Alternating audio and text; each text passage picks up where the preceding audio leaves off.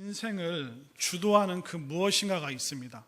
우리의 마음의 저 깊은 곳, 우리 마음속에서 내가 앉아 있으나 또 서 있으나 걸어 다닐 때, 또 일할 때, 사람들을 만날 때 늘 나를 움직여가는 그 마음 심리의 어떤 그 기저에 있는 그 무엇인가가 우리를 늘 주도하고 또 이끌어가고 또 사람들에게 그렇게 말하게 하고 또 그렇게 행동하게 하는 그 무엇인가가 사람들 마음속에 스며 있습니다. 어떤 사람은 욕심이 주도하는 인생을 삽니다. 욕심이 주도하는 사람은 소유가 행복입니다. 많이 가지려고 합니다. 돈과 또 명예와 학벌, 그것을 위해서 열심히 달려가고 또 노력하고 또 원하는 바를, 본인 마음이 원하는 그것을 얻습니다. 그러나 참된 만족을 이룰 수가 없습니다. 또 어떤 사람은 그 마음이 미움으로 주도하는 인생이 있습니다. 그는 늘 분노에 차 있습니다. 늘 속상합니다. 증오와 복수심, 또 사람들을 친구 아니면 적으로 규정하고 그는 늘 전쟁과 같은 인생을 삽니다. 열심히 사는 것 같지만 그의 마음에는 평화가 없습니다.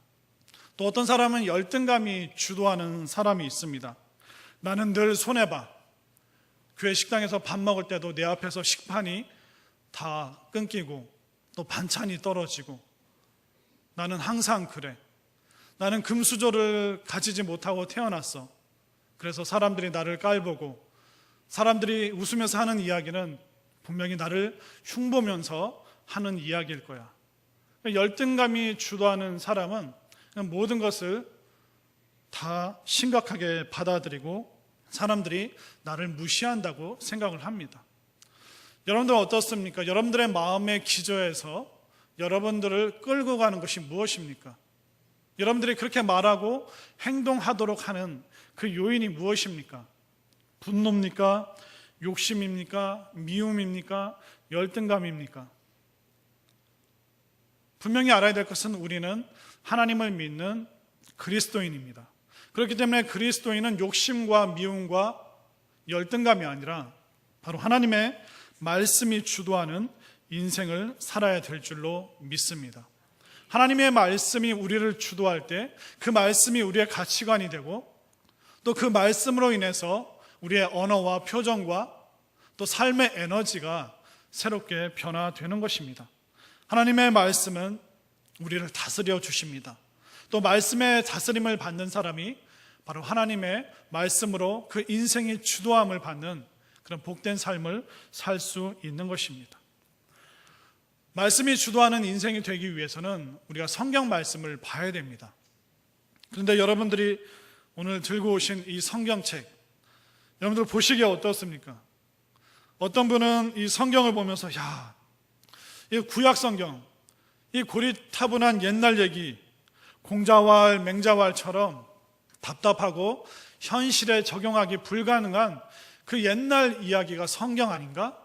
그래서 성경은 고리타분한 이야기야. 그렇게 이해하는 분들이 있습니다. 또 어떤 분들은 성경 말씀은 무거운 짐 같아. 뭐 해라, 뭐 하지 마라. 얼마나 많은 군대와 같은 그런 규율이 있는지 성경 말씀은 나에게 무거운 짐이야. 그러니까 어차피 성경 통독 시작해도 일독도 못할 거. 또 읽으면 읽을수록 마음에 부담만 생기기 때문에 그래, 올 한 해는 성경 통독을 잠시 쉬어야지. 어차피 통독 다 완성도 못할 거. 그렇게 스스로에게 말하는 사람도 있습니다. 여러분이 이 하나님의 말씀 성경책이 어떻게 느껴지십니까? 고리타분한 옛날 이야기입니까? 아니면 여러분들을 힘들게 하는 무거운 짐입니까? 그런 마음에 부담감이 있고 또 은연중에 또 성경을 잘 펼치지 못하셨던 분들이 계시다면 오늘 시편 119편의 말씀을 잘 보십시오. 이 말씀을 통해서 시편 119편을 기록한 사람이 얼마나 하나님의 말씀을 사랑했고 또 이 말씀을 통해서 그가 얼마나 위로받고 또 소망 중에 살아가고 있는지 말씀을 새롭게 볼 수 있는 복된 시간이 될 수 있기를 간절히 바랍니다. 자, 시편 119편 여러분들 보셨죠? 그런데 다시 한번 살펴보십시오. 1절부터 시작해서 맨 끝절이 몇 절까지 있습니까? 176절까지 있습니다. 맞죠? 제가 가지고 있는 성경으로는 시편 119편이 1절부터 176절까지 있습니다. 신구약 성경을 통틀어서 가장 긴 분량입니다. 그런데 이 시편 119편은 어떻게 구성이 되어 있냐면 단순히 길기만 한 것이 아니라 8절씩 꼭 끊겨 있습니다. 보세요, 여러분들. 파란색이나 빨간색으로 구분되어 있죠. 1절부터 8절까지, 또 9절부터 16절까지 꼭 이렇게 어김없이 8절씩 한 단락이 되어서 모두 22구절, 그러니까 22단락에 곱하기 8절을 하면 176. 금방 계산이 되죠? 이게 8절씩 나옵니다. 그런데 이 8절 속에 나오는 표현, 한 절 한 절마다 꼭 규례, 율법, 법도, 주의 말씀, 그러니까 하나님의 말씀에 대한, 성경에 대한 다양한 표현을 각 절마다 176절에 걸쳐서 꼭 빠지지 않고 하나님의 말씀입니다, 규례입니다, 법도입니다, 하나님의 인도하심입니다.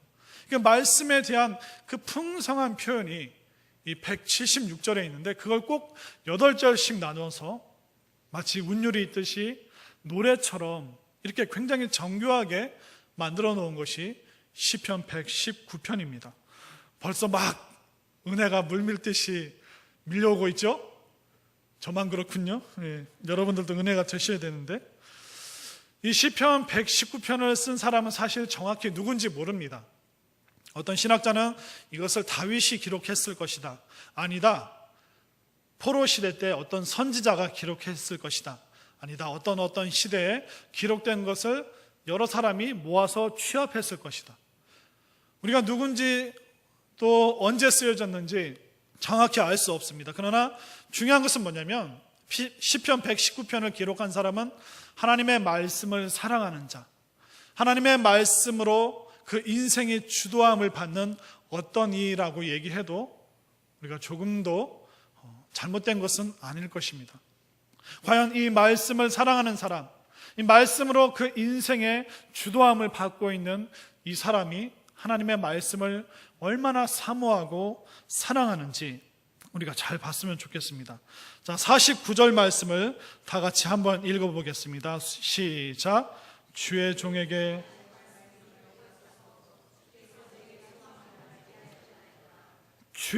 하신 말씀을 기억하소서. 이 표현은 뭐냐면 하나님 분명히 기억하고 계시죠?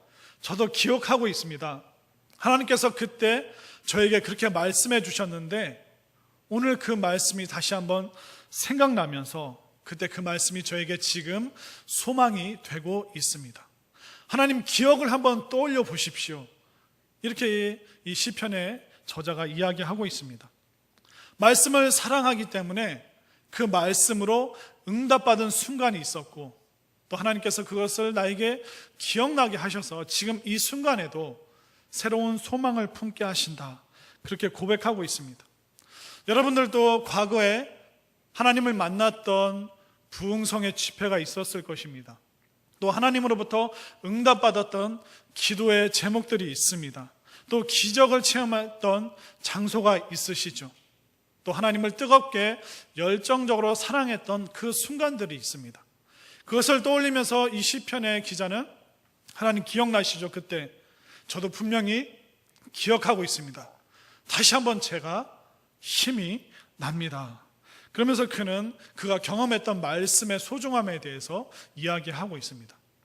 저도 과거에 기억나는 말씀이 뭡니까 말하면 늘 자동적으로 탁 나오는 말씀이 뭐냐면 빌립보서 4장 6절 7절 말씀입니다.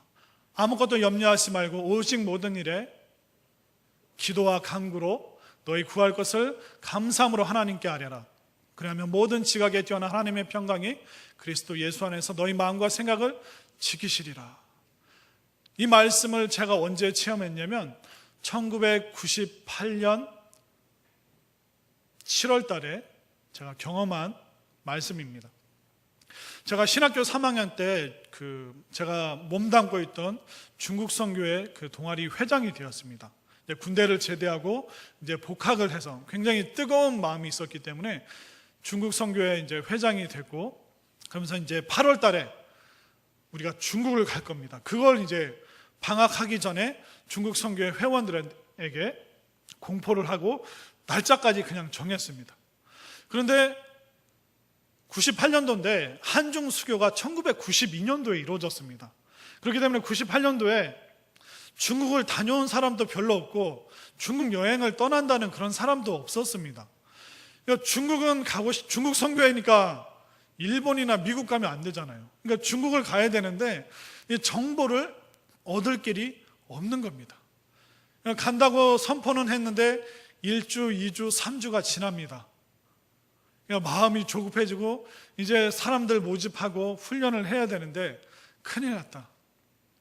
이게 3주 동안 계속 마음이 조마조마했는데, 그날 제가 이제 청년부 예배에 참석했는데 그날 그 협동 목사님, 신학교 교수님이셨던 분이 오랜만에 이제 설교를 하셨는데, 그때 들고 나오신 말씀이 빌립보서 4장 6절 말씀. 그 말씀을 이제 그 교수님 목사님이 읽으시는데 아무것도 염려하지 말고, 이때부터 제 마음이 그냥 탁 열리면서, 그래, 이 말씀이야. 내가 3주 동안 전전긍긍했는데 하나님 도와주시옵소서. 저는 그때 98년도에 들었던 그 설교 내용을 다 기억하고 있습니다. 그날 말씀은 청년들이 많이 있었지만 저를 향한 말씀이었습니다. 그런데 놀라운 건 뭐냐면 주일날 그 설교를 듣고 그날 밤에 잠들 때까지 아무 일도 안 일어났다는 것입니다. 놀랍지 않습니까? 저는 하나님께 응답을 받았는데 하나님께서는 아무 역사도 안 일으키시고 저를 그냥 평안히 잠들게 하셨습니다. 그런데 사건은 언제 일어났을까요? 그 다음날 월요일, 점심을 먹고 쉬고 있는 어느 시간 모르는 번호로 전화가 왔습니다. 이동영 회장님이죠? 네. 그랬더니 안녕하세요. 저는 서울신학대학교 대학원에서 공부를 마친 중국 자매 찬미 자매입니다. 네?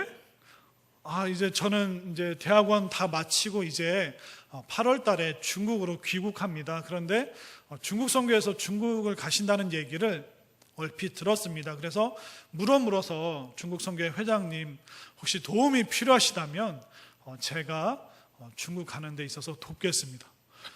찬미 자매님 당장 만나시죠. 그래서 서울신대 학교 앞에서 이제 커피숍에서 만나서 그 이야기를 나누는데, 그 찬미 자매님이 이미 스케줄을 다 짜갖고 오신 거예요. 자기가 8월 첫 주에 들어가는데 비용을 절감하기 위해서는 인천항에서 천진 들어가는 배를 타고 그 천진에 도착해서 우리 남편이 나올 거다. 그 남편이 섭외한 그 자동차를 타고 북경으로 가서 남편과 제가 졸업한 북경대학교를 위해서 하루 기도해 주시고, 그 다음 날은 중국 왔으니까 만리장성을 보셔야죠. 만리장성 갔다가 거기서 기차를 타고 24시간 기차를 타면 상해에 도착합니다. 그래서 상해에서 항주로 가서 항주 시골에 있는 가정교회, 아직 목회자가 없어서 여기저기 순회하는 목회자가 있는 그런 가정교회 방문해서 함께 예배를 드리고 전도하고 또 그런 시간을 가지고 상해에서 비행기를 타고 돌아오시면 14박 15일의 일정이 모두 마칩니다. 할렐루야! 3주 동안 전전긍긍 고민했는데 30분 만에 모든 문제가 다 해결됐습니다. 저는 한 게 뭐예요? 말씀 받고 은혜 받은 것밖에 없습니다. 그리고 그 말씀을 붙들고 하나님 믿습니다. 도와주시옵소서. 그 말씀이 응답으로 오니까 하나님께서 모든 것을 순탄하게 열어주시고, 그때 17명의 사람들이 갔는데 8명이 선교사로 지금 헌신하고 있습니다. 너무너무 놀라운 하나님의 섭리와 인도하심, 사람들을 만나게 하시고 보게 하시고 눈물을 흘리게 하시고, 그 수많은 체험들, 그것은 바로 빌립보서 4장 6절 7절 그 말씀이 제 속에 들어오고 이것이 하나님께서 역사하시고 또 그 선교 여행을 주도하는 가장 핵심적인 말씀이 되었습니다.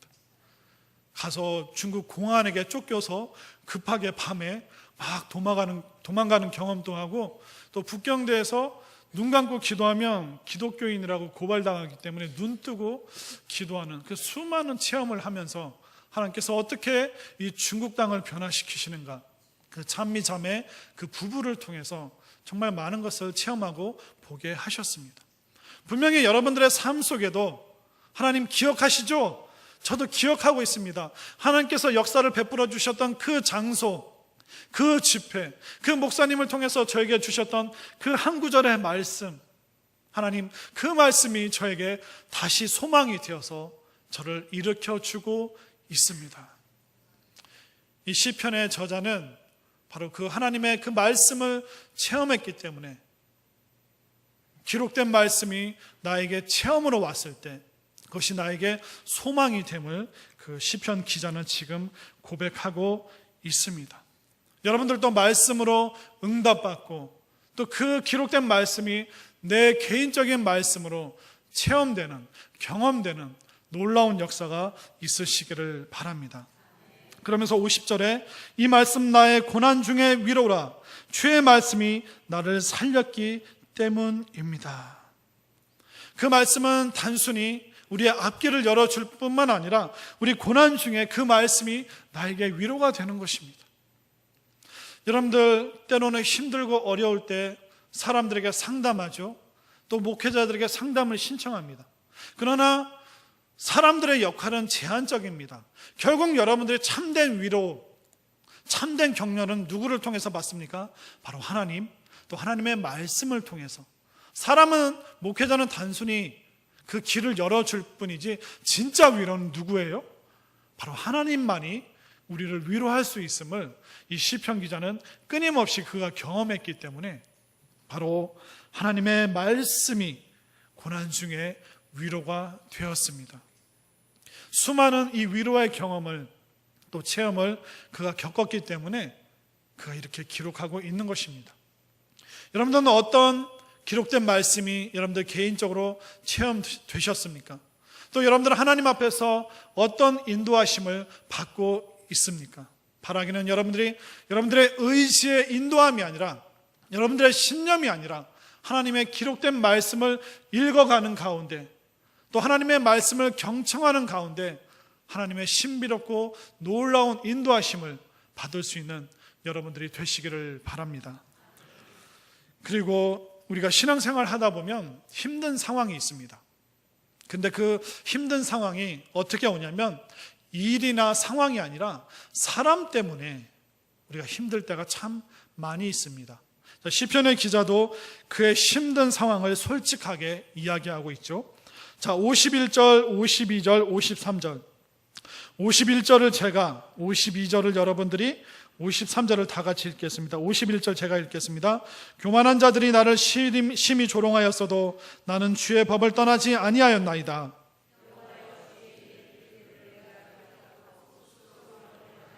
다 같이 읽겠습니다. 주의 율법을 버린 악인들로 말미암아 내가 맹렬한 분노에 사로잡혔나이다. 사람들이, 하나님의 말씀을 떠난 사람들이 그를 조롱하고 비난한다라고 이야기하고 있습니다. 여러분들도 살면서 고통을 겪으시죠. 힘든 순간이 있죠. 근데 직장 생활 하시는 분들 이야기를 들어보면, 목사님, 직장 생활하면서 일 때문에 힘든 것이 아니라 사람 때문에 힘듭니다. 정말 윗분의 그런 어이없는 지시 때문에 너무나도 힘들기도 하고, 직장 동료나 아랫사람을 참 부리기가 어려워서 힘들 때가 많습니다. 일보다 사람 때문에 지치고 사람 때문에 너무 사회생활이 힘듭니다. 우리도 교회 생활하면서 뭐 때문에 힘듭니까? 뭘 나르고 뭘 옮기고, 그게 힘든 것이 아니라 왜 권사님은 그것밖에 못해? 왜 집사님은 표정이 그래? 그게 별거 아닌 것 같은 그 말에 우리가 상처받고 힘듭니다. 목사님 요즘에 살찌신 것 같아요. 분명히 틀린 말이 아니죠. 사실이죠. 근데 저도 늘 생각하고 있는 거기 때문에 맞는 말이지만 그 말을 들으면 지겹게 느껴집니다. 10년, 15년 계속 그 상황을 제가 알고 있기 때문에 맞는 말이지만 그 말은 저에게 지겹게 들리는 거예요. 그러니까 여러분들 좀 조심하셔야 돼요. 목회자들이랑 만나서 얘기할 때. 저도 다 알고 있기 때문에 굳이 상기시키지 않으셔도 됩니다. 결국 뭐 때문에 힘듭니까? 교회에서 말 때문에, 사회생활도 사람의 언어 때문에 너무나도 힘듭니다. 여러분들 복음서를 한번 떠올려 보십시오. 간음죄에 걸려서 붙잡혀온 여인이 있습니다. 그런데 그 여인은 돌로 치기 전에 이미 동네 주민들의 그 독한 말로 이미 거반 죽어서 그 여인이 끌려왔습니다. 얼마나 많은 비난과 조롱과 책망의 말을 사람들이 쏟아냈을까요? 그 여인은 돌에 맞아 죽는 것이 아니라 이미 사람들의 그 말에 맞아 죽어가고 있었던 것입니다. 여러분들을 힘들게 하는 것도, 또 여러분들이 누워서 속상한 것도 뭐냐면, 그때 나에게 그렇게 말했던 그 분이 떠오르면서 그분이 했던 말, 그걸 또 묵상하고 곱씹고 상기하면서 그때 나한테 그렇게 얘기했지, 그러면서 또 그 상황이 다시 한번 재현되고 그 속상했던 그 순간이 영화 필름처럼 똑같이 떠오르는 것이죠. 결국 사람들의 조롱하는 말, 비방하는 말, 비난하는 말, 그 말이 제일 힘듭니다. 근데 아이러니한 것은 뭐냐면, 사람들의 말로 내가 상처를 받았는데 말로 상처받은 이 마음은 뭘로 치유할 수 있을까요? 하나님의 말씀. 여러분들이 말로 상처받았습니까? 말씀으로 치유받을 수 있음을 분명히 깨달으시기를 바랍니다. 그래서 시편 119편의 저자가 52절에 말합니다. 여호와여, 주의 옛 규례들을 내가 기억하고 스스로 위로하였나이다. 자, 여기서 옛 규례라고 하니까 막 오래된 율법처럼 생각하는데, 여기서 옛이라는 이 단어가 히브리어로 메올람이라는 단어인데, 메올람이라는 단어는 영원한, 그러니까 하나님의 영원한 규례를 내가 기억하였습니다. 하나님께서 의인을 세우시고 악인은 멸하신다는 그 영원한 말씀을 내가 기억하고 내가 스스로 위로받았습니다. 나를 조롱하고 비방하는 사람들은 율법을 떠난 사람들입니다. 그들은 하나님의 말씀을 사랑하지 않는 사람들입니다.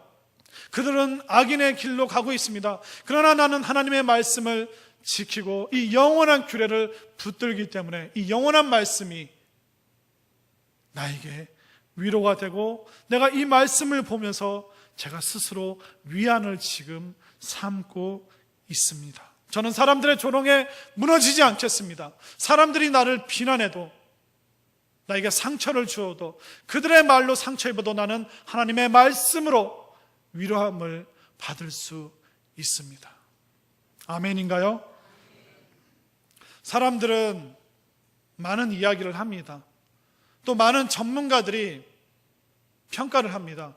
우리나라가 힘들어질 것이다, 어려워질 것이다, 여전히 내년에도 경제는 암울하다, 수많은 전문가들의 이야기가 있습니다. 그러나 그 전문가들의 이야기도 중요하지만 우리에게는 하나님의 말씀이 더 중요하다는 것을 믿으시기를 바랍니다.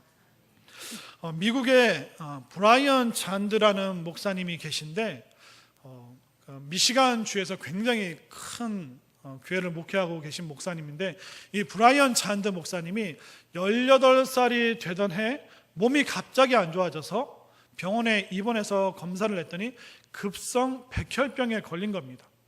18살에 급성 백혈병에 걸렸는데 의료진들이 뭐라고 얘기하냐면, 전문가들이 뭐라고 얘기하냐면, 너는 앞으로 6주밖에 살지 못한다. 가족들이 대성통곡하고 난리가 났습니다.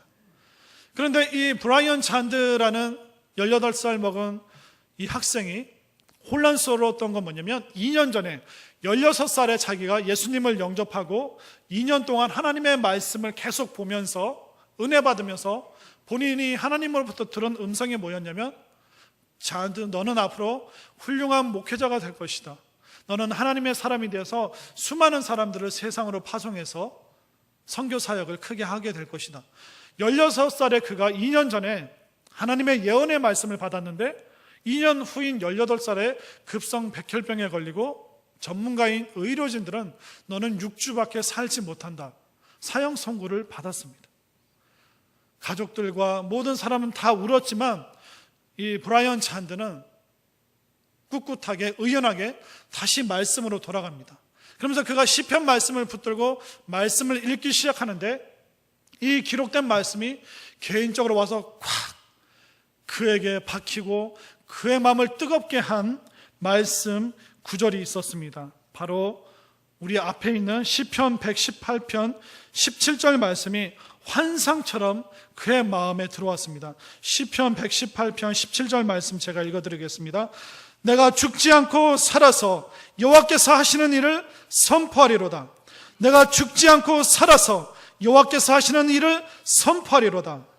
아멘. 이 말씀이 그의 마음에 확 불같이 들어왔고 이 브라이언 잔드가 이 말씀을 붙들고 기도했습니다. 그리고 어떻게 되었을까요?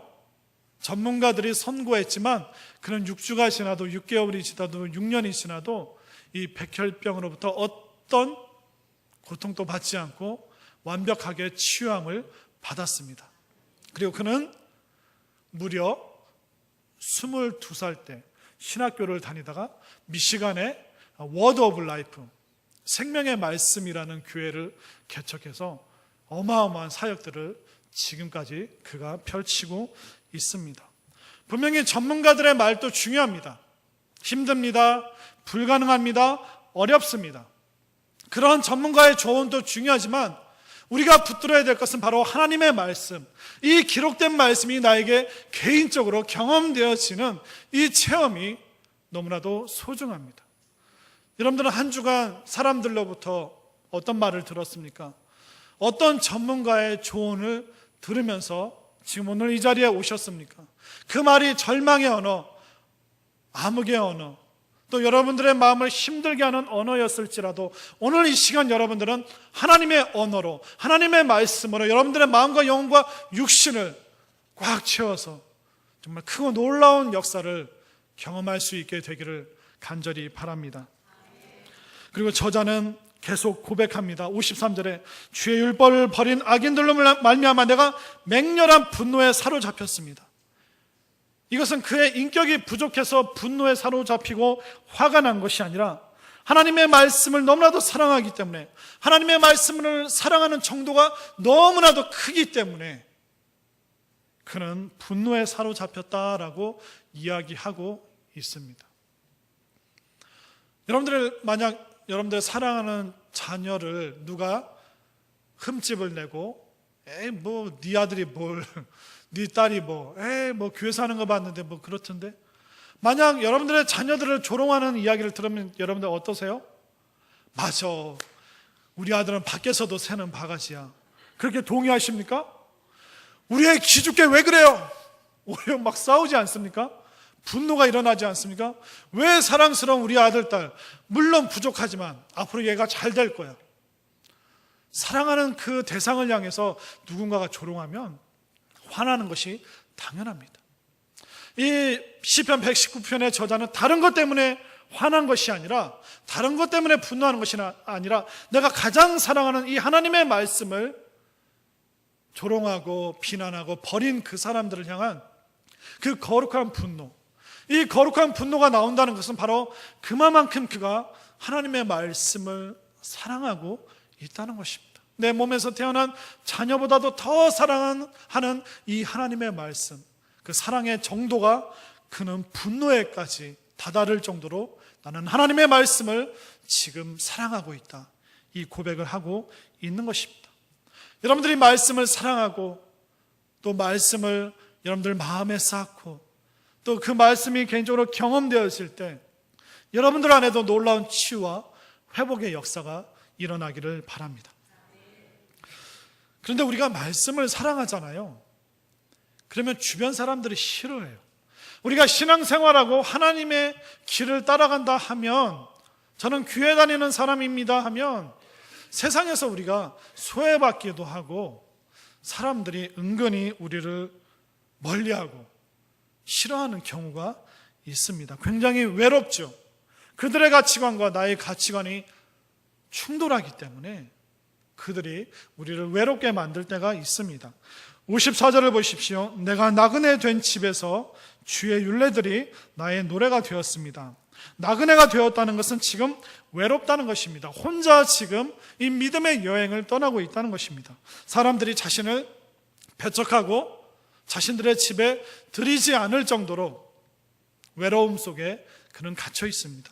근데 그 외로움을 그는 밤이라고 표현합니다. 55절에 여호와여 내가 밤에 주의 이름을 기억하고 주의 법을 지켰나이다. 인생의 외로운 밤, 고독한 시간, 왜 그럴까요? 하나님의 말씀을 사랑하기 때문에 그런 외로운 시간을 보내고 있습니다. 하나님의 말씀을 사랑하지 않는 그 세상 사람들은 말씀을 사랑하고 하나님의 가치관을 따라가는 그 사람이 싫은 겁니다. 왜냐하면 세상에 속하지 않으면 세상이 우리를 부릴 수 없기 때문에 우리를 미워하고 싫어하는 거예요. 사단 마귀는 하나님의 사람들, 신앙인들 싫어합니다.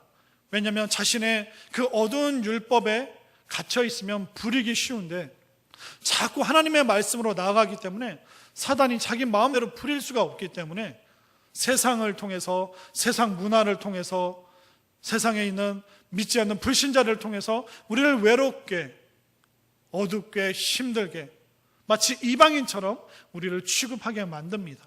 그냥 외롭게 만들어서 힘들지, 그러니까 우리 쪽으로 와, 그렇게 우리를 붙들고 흔들고 있는 것입니다.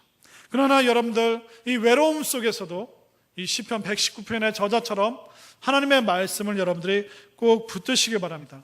이 하나님의 말씀이 나의 노래가 되었습니다. 이 어두운 밤에 나는 하나님의 말씀을 기억하고 하나님을 노래하겠습니다. 바울과 실라가 어땠습니까? 그들이 감옥에 갇혀 있음에도 불구하고 어두운 밤에 그들이 하나님을 찬양했을 때 천사가 나타나 그 옥토를 흔들고 모든 착고가 풀리는 놀라운 경험을 했습니다. 여러분들, 사람들의 조롱과 비방 때문에 외롭습니까? 나그네처럼 정처 없이 세상에 마음 둘 곳이 없어서 함께 친하게 지낼 만한 사람이 없어서 외롭습니까?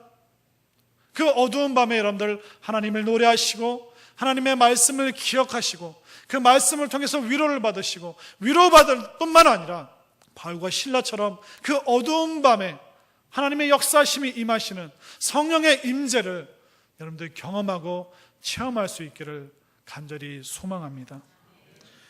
그리고 그는 56절의 마지막으로 고백합니다. 뭐라고 그럽니까? 내 소유는 이것이니 곧 주의 법도들을 지킨 것입니다. 그가 지금 갖고 싶은 게 뭐예요? 하나님의 말씀을 지킨 그 경험들, 체험들, 그것이 자기의 재산이라고 이야기를 합니다. 하나님, 저는 모으고 싶은 게 이겁니다. 다른 것도 모으면 좋겠지만 저는 하나님의 말씀으로 응답받은 그 기도의 제목들, 또 하나님께서 임재하셨던 그 체험들, 또 하나님께서 나를 고치시고 위로하셨던 그 수많은 경험과 간증들이 저의 재산입니다. 저의 재산 목록 1호는 바로 체험된, 경험된 하나님의 말씀입니다. 얼마나 놀랍습니까? 여러분들은 뭐 갖고 싶으세요? 돈? 저도 좋아합니다.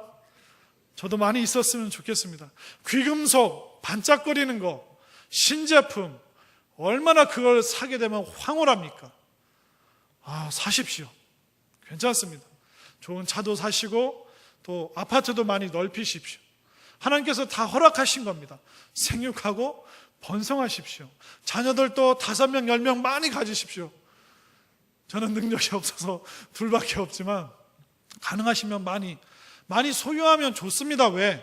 많이 누리면 많이 나눌 수 있기 때문에 좋은 겁니다. 그렇게 되면 우리가 이 땅 살면서 뭘 금지하고 금욕하는 거, 그것이 하나님의 뜻이 아닙니다. 많은 것을 누리되 나눌 수 있다면 우리의 소유와 지경이 넓어지는 것이 좋은 것이죠. 그러나 그 중에서 지경이 넓어지는 중에도 결코 우리가 놓치지 말아야 될 것은 뭐냐면, 참된 우리의 소유는 뭐냐면 바로 하나님의 말씀의 경험이라는 것입니다.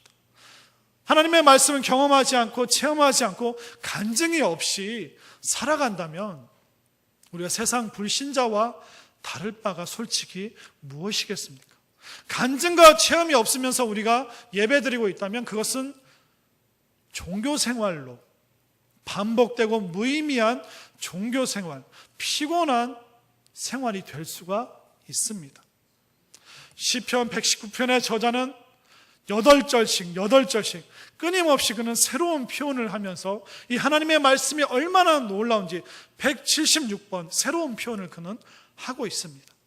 176번의 체험뿐만 아니라 수백 수천 가지의 체험을 그가 말씀을 통해서 했겠죠. 저는 바라기를 여러분들의 그 많은 지경이 넓어지되 저는 여러분들 내면 속에서는 하나님의 말씀을 더 가지고 싶습니다. 하나님의 말씀을 더 체험하고 싶습니다. 이것이 저의 재산 목록 1호입니다. 다른 모든 것도 소중하지만 하나님을 만나는 것이 소중하고 하나님을 경험되어지는 것이, 성령님이 임재하시는 것이 저희가 가장 갖고 싶은 제 소유물입니다. 이런 고백이 저와 여러분들의 고백이 될 수 있기를 바랍니다. 하나님의 말씀 어떻게 하면 체험할 수 있을까요? 다른 방법 없습니다. 계속 쌓으시면 됩니다. 우리가 몸이 건강해지려면 어떻게 해야 될까요? 팔굽혀펴기를 계속하면 됩니다. 윗몸 일으키기를 계속하면 되고, 산을 오르고 걷고 장충동산을 남산길을 그냥 반복적으로 우리가 계속 그 시간들을 쌓으면 우리의 건강은 되찾아지는 것이죠. 하나님의 이 놀라운 역사도 다른 거 없습니다. 우리가 지속적으로 말씀을 쌓고 말씀을 듣고 읽어가다 보면 그 순간에 체험되는 겁니다. 우리가 말씀을 꾸준히 읽어가지 않고 듣지 않는 중에 6개월 만에 성경편에 앞으로 다음 주에 큰일이 있어. 하나님이 나한테 말씀을 주셔야 되는데 하나 둘 셋 근신이 너를 지켜 명철을 보호하여 오케이 이 말씀 이렇게 마치 점치듯이 하나님의 말씀을 확인하면 어떤 체험도 없습니다.